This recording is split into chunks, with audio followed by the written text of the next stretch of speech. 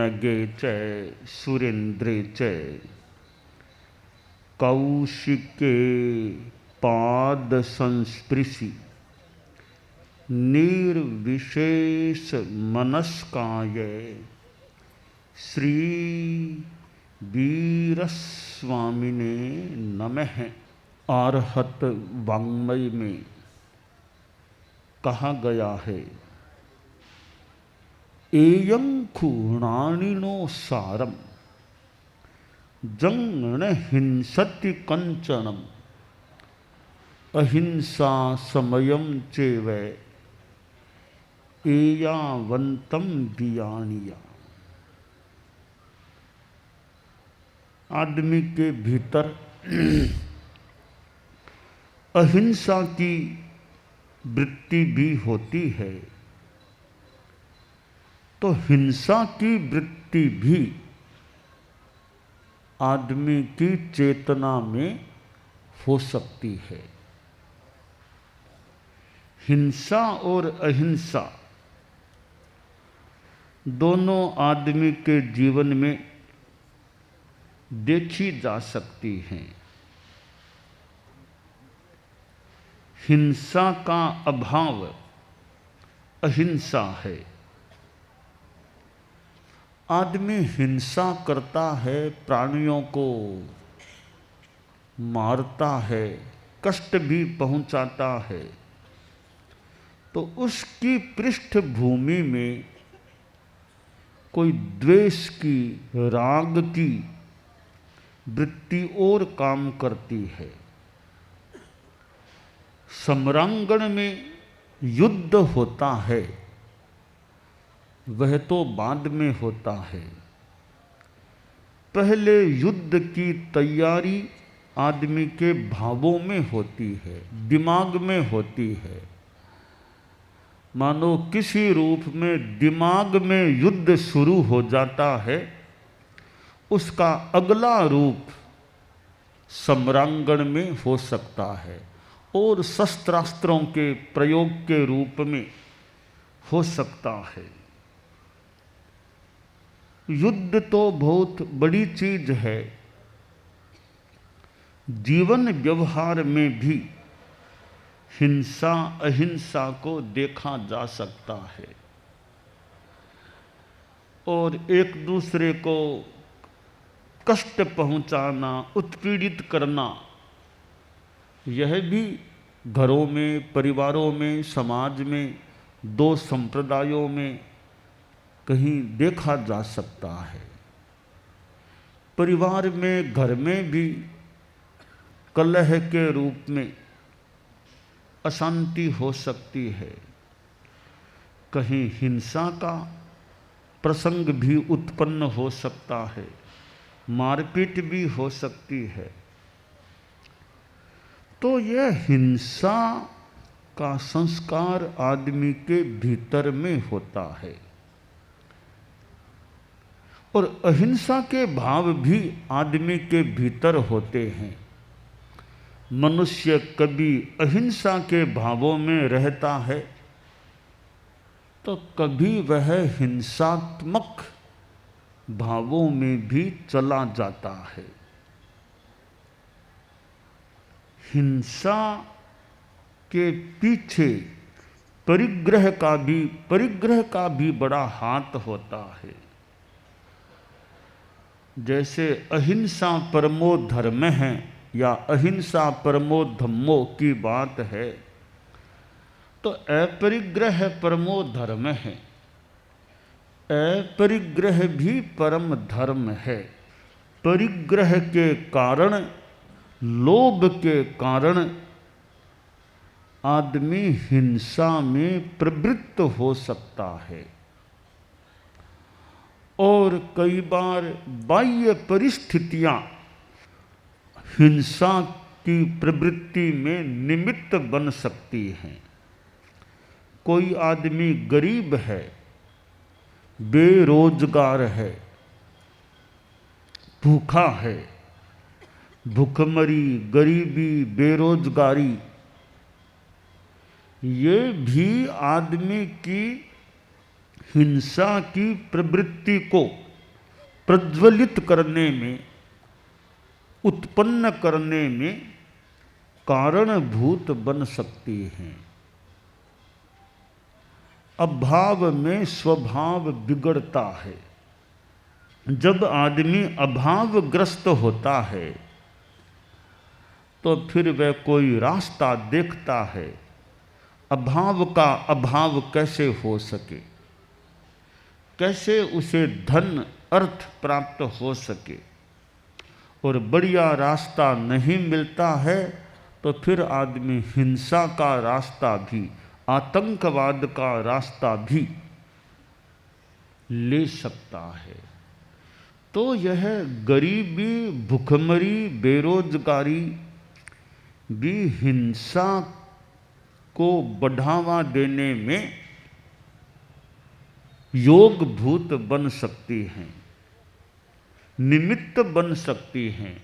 मूल तो भीतर में कहीं न कहीं कसाय है, तब ये निमित्त हिंसा को उत्पन्न कर सकते हैं। तो हिंसा और अहिंसा मूलतः दोनों की जड़ें भीतर में हैं। एक श्लोक में तो बड़ा एक मानो निश्चय नय का कथन किया गया है, आया चैव अहिंसा, आया हिंसत्ति निच्छओ ऐसे, जो हो ई अपमत्तो अहिंसओ, हिंसओ ईयरो। आश्रय कि आत्मा ही अहिंसा है और आत्मा ही हिंसा है, यह निश्चय की बात है।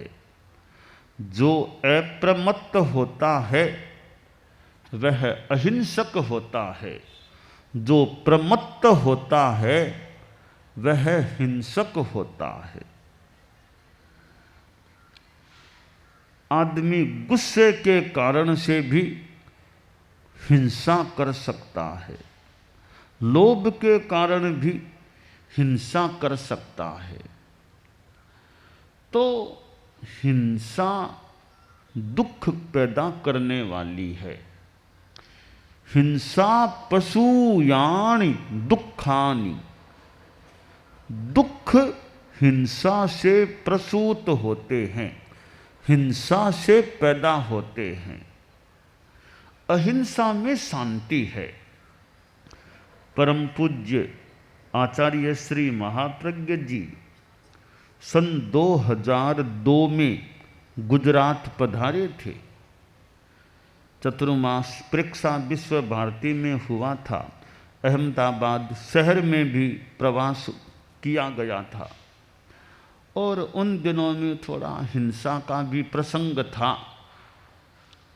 वह गोधरा कांड और वो थोड़ा प्रसंग था। तो आचार्य श्री फरमाते कि देखो, यानी अगर हिंसा में जाओगे तो पिछड़ जाओगे, अहिंसा के पथ पर चलोगे तो विकास हो सकेगा।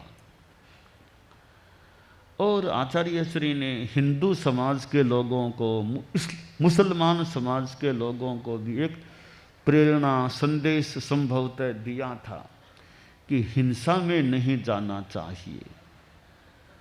किसी का त्योहार हो, पर्व हो दूसरे धर्म का, तो सहयोग कर सको तो ठीक है, सहयोग नहीं भी करो तो उसमें विघ्न बाधा पैदा नहीं करनी चाहिए। पड़ोस में पड़ोसी रहते हैं तो एक दूसरे को तकलीफ देने का प्रयास न हो। पड़ोसी पड़ोसी से नफरत करे, पड़ोसी पड़ोसी के कार्य में बाधा पैदा करे, ऐसा नहीं होना चाहिए। कोई कहे प्रभु से प्यार करो, परमात्मा से प्यार करो, भगवान से प्यार करो, यूँ तो भक्ति करना बहुत ही अच्छी बात है। परमात्मा अरहत सिद्ध आदि की भक्ति करें, स्तवन करें, बहुत अच्छी बात है। परमात्मा से प्रेम करें, अरहत सिद्धों के प्रति भक्ति करें, प्रेम करें। तो प्रश्न है, पड़ोसी के साथ मैत्री है या नहीं, परिवार के लोगों के साथ मैत्री है या नहीं, परिवार में कलह तो नहीं चलता है, परिवार में आए दिन बोलारा होता रहता है, तो भगवान से भक्ति करना तो बड़ी, भगवान की भक्ति अरहत सिद्ध की भक्ति बढ़िया है, अरहतों से प्रेम करना बढ़िया है, संतों से मान लो प्रेम करना एक सही तरीके से हो तो बढ़िया है, परंतु हम प्राणी मात्र के प्रति भी मैत्री रखें, ज़्यादा अपने आसपास रहने वालों के प्रति मैत्री रखें।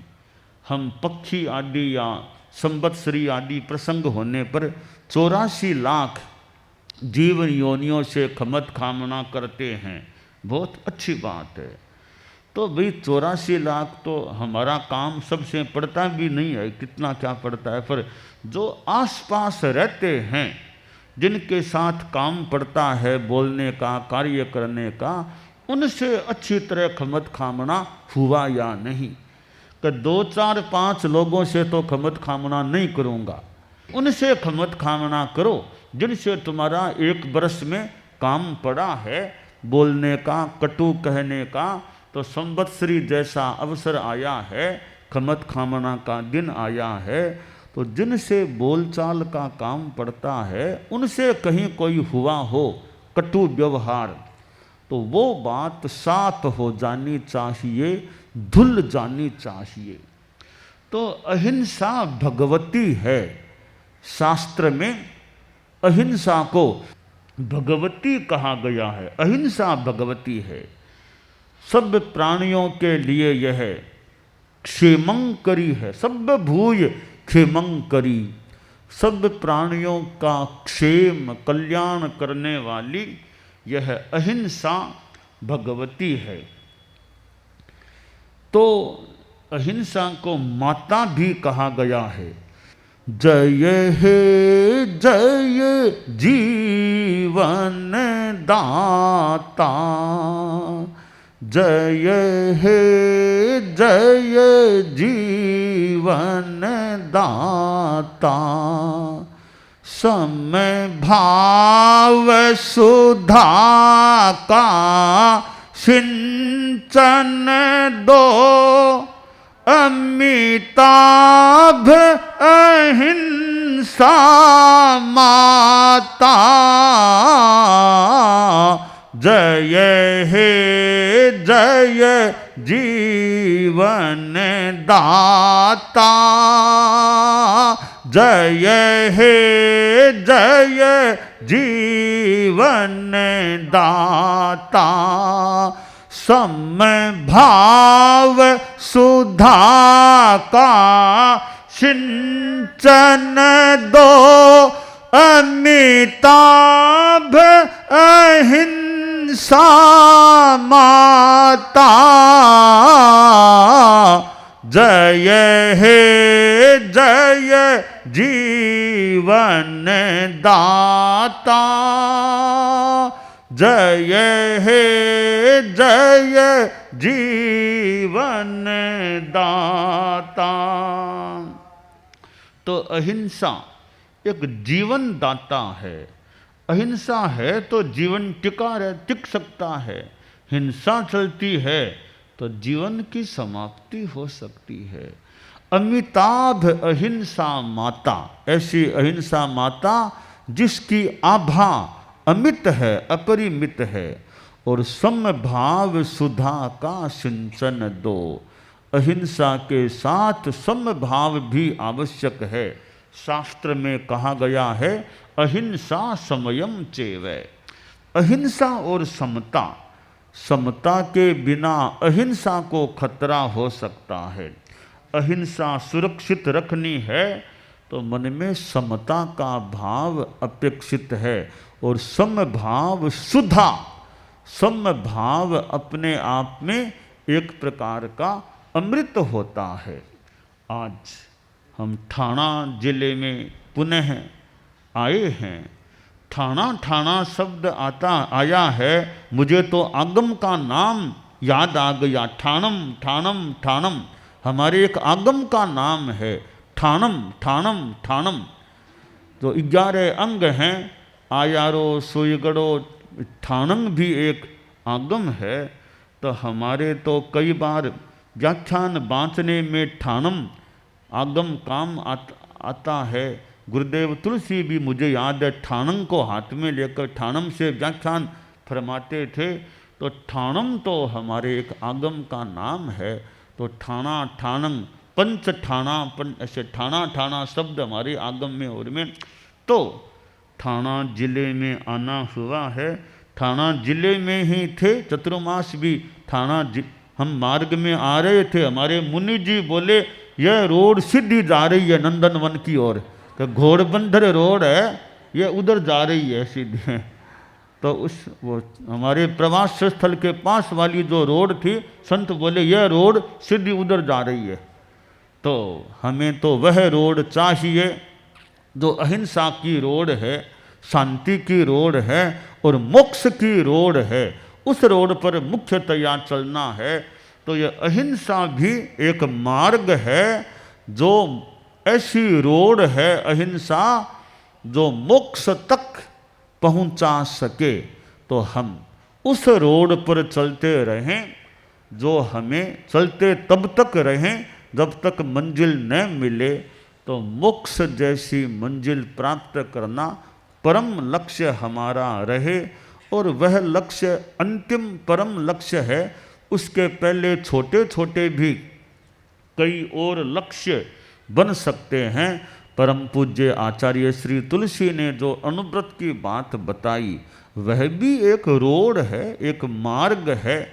तो यह प्रेक्षा ध्यान जो आचार्य श्री महाप्रज्ञ जी प्रेक्षा ध्यान शिविर भी लेते थे, ध्यान का प्रयोग भी कराते थे। तो यूँ मूल यह अध्यात्म का जो मार्ग है वो परम मंजिल को प्राप्त कराने वाला है। तो शास्त्र में जो यह अहिंसा की बात आई है वह हमारे जीवन में रहे। आप लोग जो गृहस्थ हैं, जो सन्यासी मान लो नहीं भी बने हैं, परंतु फिर भी अहिंसा को प्रतिष्ठापित किया जा सकता है। पातंजल योग दर्शन में एक सूत्र आता है, अहिंसायाः प्रतिष्ठायाम तत्सन्निधौ वैरत्याग है। जब अहिंसा की प्रतिष्ठा हो जाती है, भीतर में अहिंसा स्थापित हो जाती है, फिर अहिंसक आदमी की सन्निधि में कोई दूसरा आदमी आता है तो कहते हैं उसका बैर भाव भी त्यक्त हो जाता है, दूर हो सकता है। तो हमारी अहिंसा ऐसी सिद्ध हो जाए कि कोई हिंसक निकट आए तो उसकी भी फिर हिंसा की भावना दूर हो जाए, नष्ट हो जाए।